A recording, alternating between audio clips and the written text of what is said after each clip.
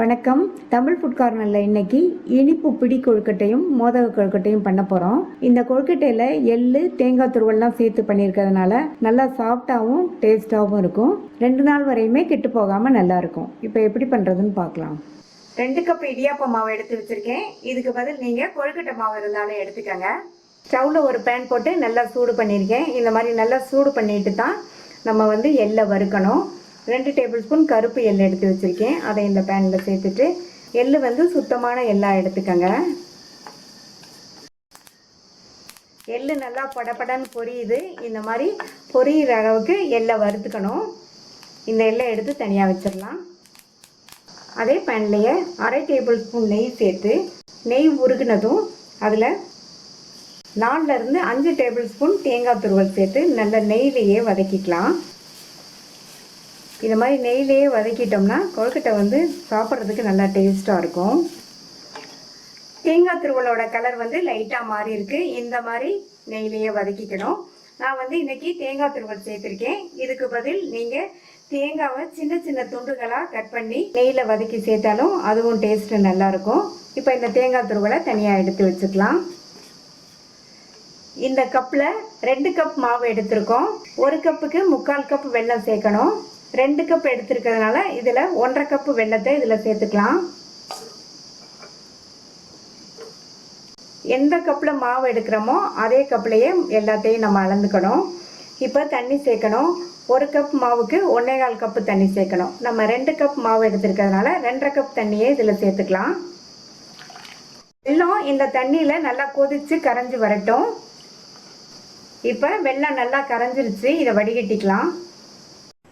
வடிகட்டின வெள்ளக்கரைசலை இந்த பேனில் சேர்த்துக்கலாம்.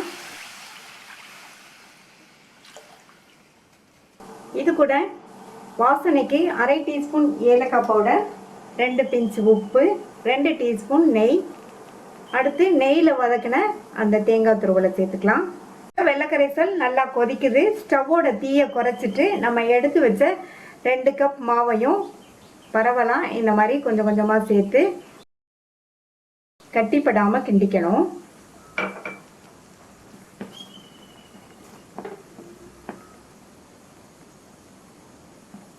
ஸ்டவ்வோட தீயவே குறைச்சி வச்சுட்டு தான் நம்ம கிண்டணும். இப்போ இது கூட நம்ம வறுத்து வச்ச எள்ளை சேர்த்துக்கலாம். நான் கருப்பு எள் சேர்த்துருக்கேன். இதுக்கு பதில் நீங்கள் வெள்ளை எள் இருந்தாலும் சேர்த்துக்கங்க. இதை நல்லா இந்த மாதிரி கிண்டி கொடுத்துட்டே இருக்கணும். இந்த மாவு இந்த வெள்ளக்கரைசலை நல்லா இழுத்து கெட்டியாகி வர வரைக்கும் நல்லா இந்த மாதிரி கிண்டி கொடுக்கணும்.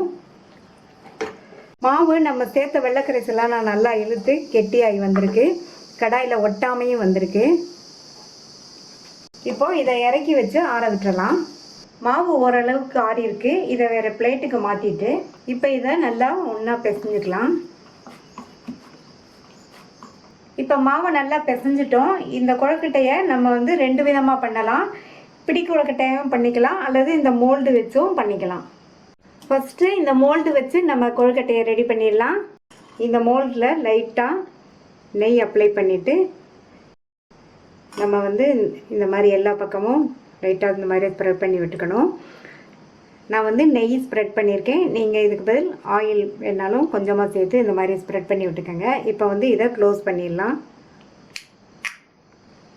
நம்ம ரெடி பண்ணி வச்ச மாவுலேருந்து கொஞ்சமாக எடுத்து ஃபஸ்ட்டு உள்ளே விட்டுட்டு இந்த மாதிரி எல்லா பக்கமும் இந்த மாவு நல்லா இந்த மாதிரி ப்ரெஸ் பண்ணி கொடுக்கணும். அடுத்து இன்னும் கொஞ்சம் மாவு சேர்த்துக்கலாம். மறுபடியும் நல்லா ப்ரெஸ் பண்ணி கொடுத்துருங்க. இப்போ ஓப்பன் பண்ணிடலாம்.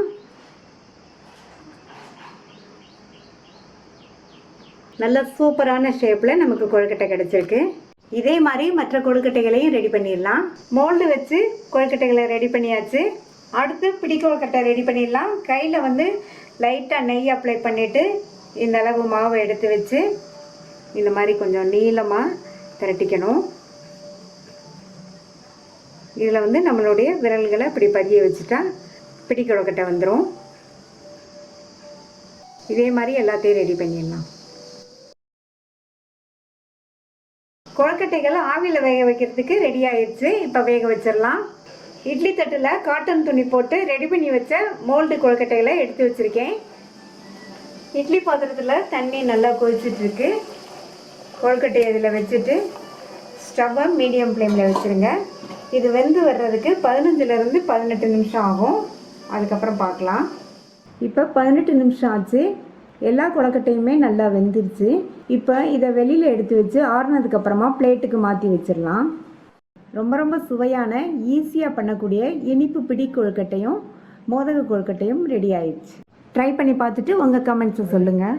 இது வரைக்கும் தமிழ் ஃபுட் கார்னர் சேனலை சப்ஸ்கிரைப் பண்ணாதவங்க சப்ஸ்கிரைப் பண்ணிவிட்டு பக்கத்தில் உள்ள பெல் பட்டனையும் கிளிக் பண்ணிக்கோங்க. தேங்க்யூ.